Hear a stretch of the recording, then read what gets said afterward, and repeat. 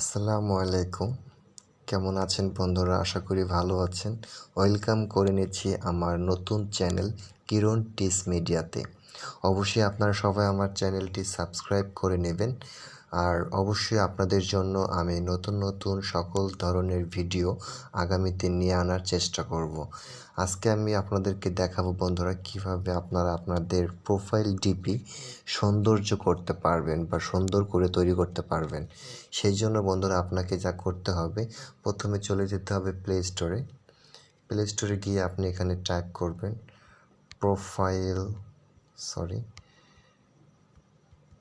Profile picture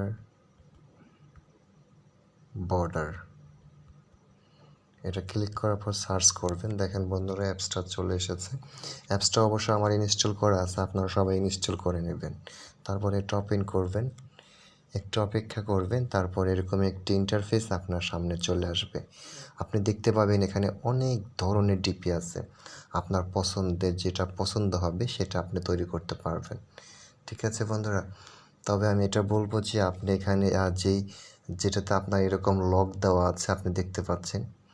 তো এই অ্যাপসটা যদি এটা করতে চান, তাহলে এটা যদি আপনি করতে চান, এটা অবশ্য লক করা আছে। সো আপনাকে কি করতে হবে, একটা অ্যাড দেখতে হবে আপনাকে। সো আপনি এখানে ক্লিক করবেন। এখানে ক্লিক করার পরে এই অ্যাডটা আপনি দেখবেন।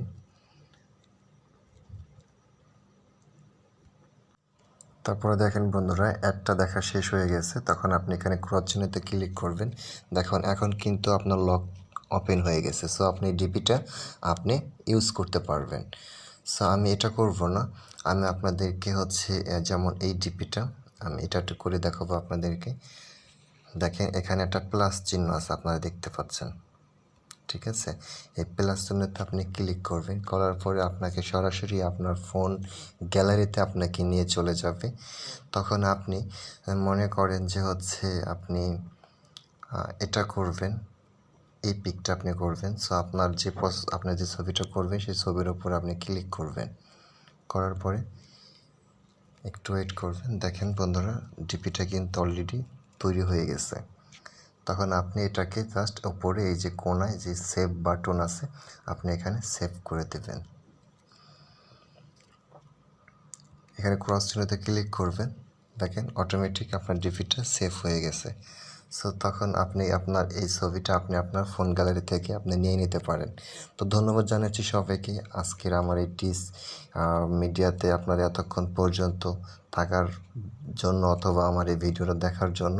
অবশ্যই থাকবেন আর অবশ্যই আপনারা লাইক কমেন্টস করে জানিয়ে দিবেন আমার ভিডিওটা কেমন লাগে।